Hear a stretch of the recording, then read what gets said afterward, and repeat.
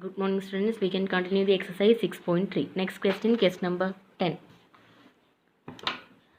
CD and GF are respectively the bisectors of angle ACB and EGF.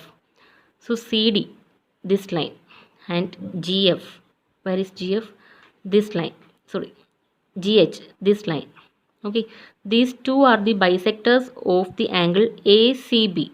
ACB, that means this line divides the whole angle into equal two parts. That is the meaning.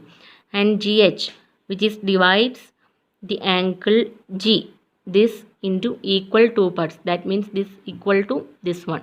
Here also this equal to this one. Okay, that is the meaning of first sentence.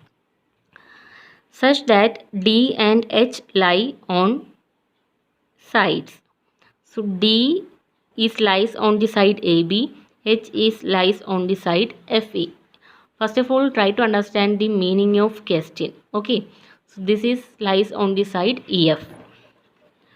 So it is given that D and H lies on the sides AB and FE of triangle ABC and EFG.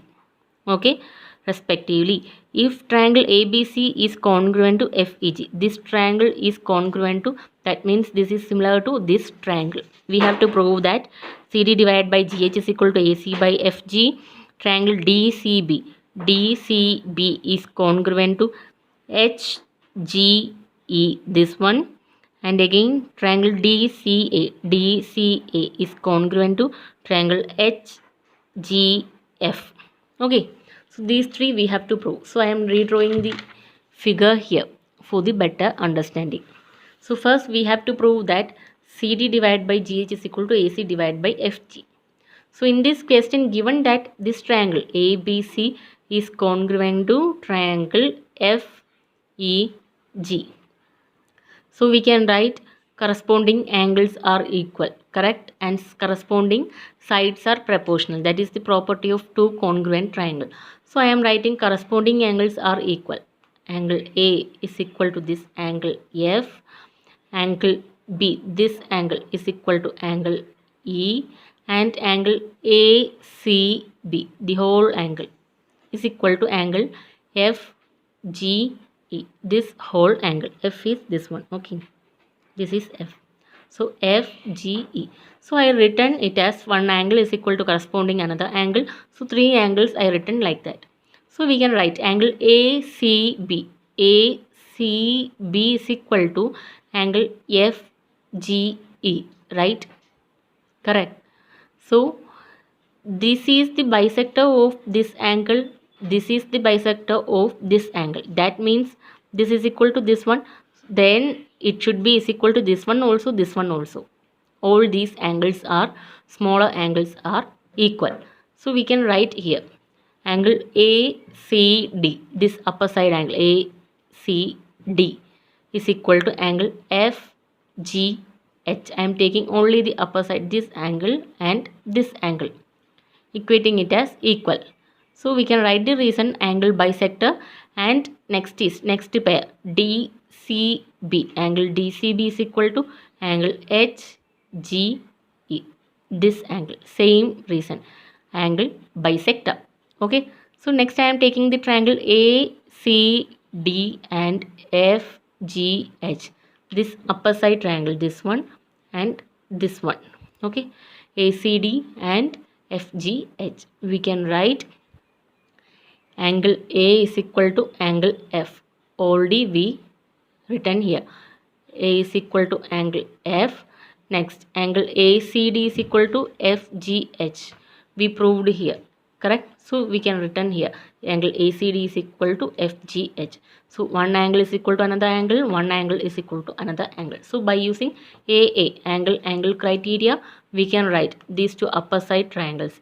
Triangle ACD is congruent to triangle FGH. Okay, so if these two triangles are congruent, then we can write their corresponding sides. CD divided by GH, inside side, okay, is equal to this side AC divided by FG. This one we have to prove. So first part hence proved. Next is triangle DCB and HGE. Like the same step, we can take the smaller downward two triangles. Okay, so method are same only. Angle DCB. DCB is equal to HGE, that already we proved here. So one angle is equal to another angle. We got it. Okay. Next is angle B is equal to angle E. Already we written here. Angle B is equal to angle E. Again angle criteria. By AA criteria we can write these two triangles are congruent. Second part proved. Next is angle DCA and triangle DCA and triangle HGF. That means DCA and HGF. This upper part triangles. Okay. So in triangle, these two triangles we can write angle ACB. Angle ACB. This one. ACD. Angle ACD. This one is equal to FGH. Already we written here. You can check here. Okay. And angle A is equal to angle F. We can write from here. A is equal to F. So we can write these two triangles are also congruent by using AA criteria. So hence by using all these measurements, only these measurements we can prove all these proofs. Okay.